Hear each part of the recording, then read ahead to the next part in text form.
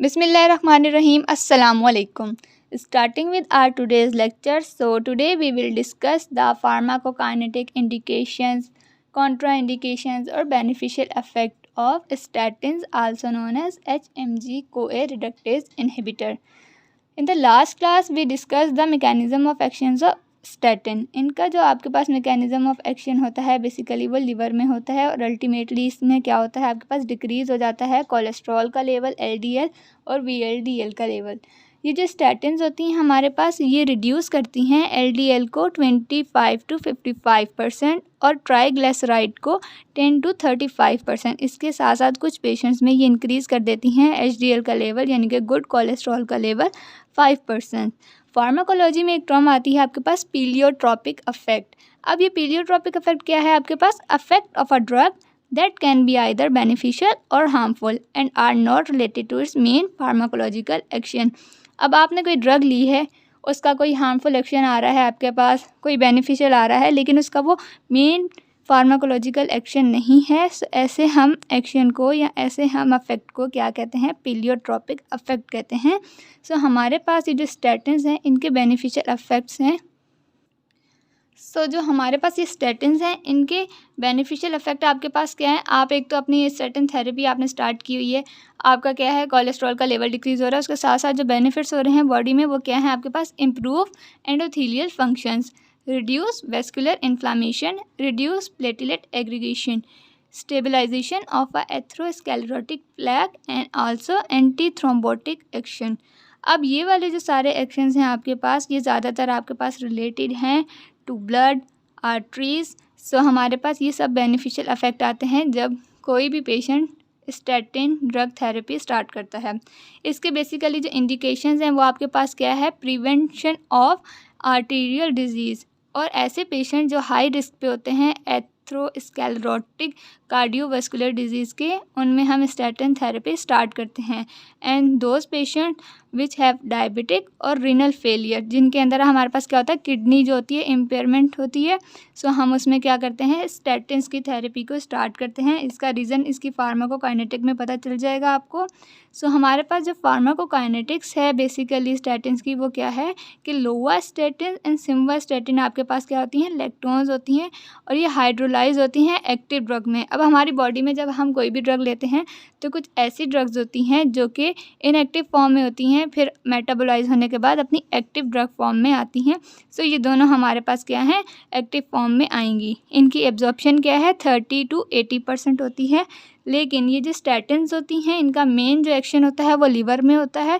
इनकी bio availability कम होती है. रीज़न ये है कि ये प्री मेटाबॉलिक पाथवे से गुज़रती हैं और इनके जो प्री मेटाबॉलिक पाथवे होते हैं वो बहुत ज़्यादा एक्सटेंसिव होते हैं, इसलिए लिवर तक आते आते इनकी बायो अवेलेबिलिटी कम हो जाती है. इसके अलावा ये सारी ड्रग्स ज़्यादातर आपके पास मेटाबोलाइज होती हैं लिवर के एक एंजाइम साइटोक्रोम P450 से, except the one drug pravastatin, and excretion होती है इनकी बाइल और फीसिस के थ्रू. जो पेशेंट जिनके अंदर किडनी परफॉर्म नहीं कर रही फंक्शन सही से, उनमें हम स्टैटिन थेरेपी हाइपरलिपिडीमिया के लिए दे सकते हैं. लेकिन ये बाइल और जब फीसिस के थ्रू एक्सक्रीट होती हैं और इनका जो मेन फंक्शन लिवर में परफॉर्म होता है, तो हमें लीवर के फंक्शंस को बहुत अच्छी तरह से इवेल्युएट करना पड़ता है कि लीवर के अंदर कोई आपके पास एडवर्स अफेक्ट ना आ रहा हो. ऑलरेडी आपका लीवर सही फंक्शन नहीं कर रहा तो हम स्टैटिन उस टाइम पर भी नहीं देंगे. अब डिस्कस करते हैं इसके एडवर्स अफेक्ट को. एडवर्स अफेक्ट जो हैं उसमें कुछ माइल्ड होते हैं, कुछ सीरियस होते हैं. सबसे पहले जो माइल्ड इसके अनवांटेड अफेक्ट्स आते हैं उसमें है आपके पास मसल्स पेन, इसके अलावा जीआई डिस्टर्बेंस होती है, इसके साथ साथ वॉमिटिंग भी स्टार्ट हो सकती है और रैशेस भी हो सकते हैं. जो इसके सीरियस एडवर्स अफेक्ट आते हैं जो कि बहुत रेयर होते हैं, हर पेशेंट के अंदर नहीं होंगे. ये जो माइल्ड हैं ये ज़्यादातर पेशेंट जो स्टैटिन्स यूज़ कर रहे हैं उनके अंदर आ सकते हैं. हमारे पास जो सीरियस है उसके अंदर पहला आता है हिपेटोटॉक्सिसिटी. क्या है, लीवर के अंदर टॉक्सिसिटी हो जाएगी. रीज़न है कि लीवर के एंजाइम जो होते हैं उनका लेवल इंक्रीज़ हो जाता है. Elevated level of ALT AST. और इसका नेक्स्ट जो सीरियस एडवर्स अफेक्ट है लेकिन बहुत ही रेयर है वो है हमारे पास रैबिडोमाइलोसिस. ये बेसिकली क्या है आपके पास, इसको अगेन डिस्कस करेंगे हम. अगर हम स्टैटिन्स को कॉम्बिनेशन में देते हैं फाइब्रेट्स के साथ तो इसके बहुत चांसेस है कि ये हमारे पास रैबिडोमाइलोसिस कॉज करवा सकता है. अब रैबिडोमाइलोसिस स्टैटिन्स की वजह से क्यों हो रहा है, पहले उसके रीज़न को डिस्कस कर लेते हैं। सो रैबिडोमाइलोसिस बेसिकली आपके पास क्या है, माइलिसिस।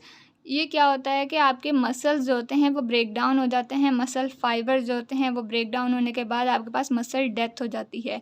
अब ये स्टैटिन्स की वजह से क्यों होती है, सो इस पाथवे के थ्रू हम इसको समझते हैं कि हमारे पास HMG CoA कन्वर्ट होता है इनटू मेवालुनेट। अब ये जो मेवालुनेट होता है ये आइसोप्रीनोइड में कन्वर्ट होने के बाद आपके पास कोलेस्ट्रॉल की सिंथेसिस हो जाती है और कोएंजाइम Q10 की सिंथेसिस हो जाती है। सो जब हम HMG CoA रिडक्टेज इनहिबिटर यहाँ पर देते हैं, सो ये ड्रग क्या कर देती हैं, इनहिबिट कर देती हैं मेवालुनेट की फॉर्मेशन। जब इसकी इनहिबिट हो जाएगी या रिड्यूस हो जाएगी तो आपके पास अल्टीमेटली इन दोनों की भी रिडक्शन हो जाएगी कोलेस्ट्रॉल के साथ साथ। सो ये कंसीडर किया जाता है कि डिप्लीशन आइसोप्रीनोइड और कोएंजाइम Q10 की हमारे पास कॉज करवा देती है रैबिडोमायोलिसिस। सो इसके अलावा और रिस्क फैक्टर होते हैं जो कि इसकी कॉज करवाते हैं। उनमें सबसे पहला जो रिस्क फैक्टर है आपके पास रीनल इंसफिशेंसी है। इसके अलावा विटामिन डी की डेफिशिएंसी अगर है बॉडी में, हाइपोथायरॉयडिज्म है आपके पास, एडवांस एज है या जेंडर आपके पास फीमेल है, सो सब ये रीज़न कॉज करवा देते हैं रैबिडोमायोलिसिस। और अगर एक्सरसाइज की जाए हीट के अंदर बहुत ज़्यादा, सो वो भी हमारे पास क्या होता है, मसल डेथ कॉज करवा देती हैं। इसके अलावा जो कॉन्ट्रा इंडिकेशंस हैं उन्हें डिस्कस करते हैं। हमारे पास जो कॉन्ट्रा इंडिकेशंस हैं यानी कि आप स्टैटिन्स को यूज़ नहीं कर सकते ड्यूरिंग प्रेगनेंसी।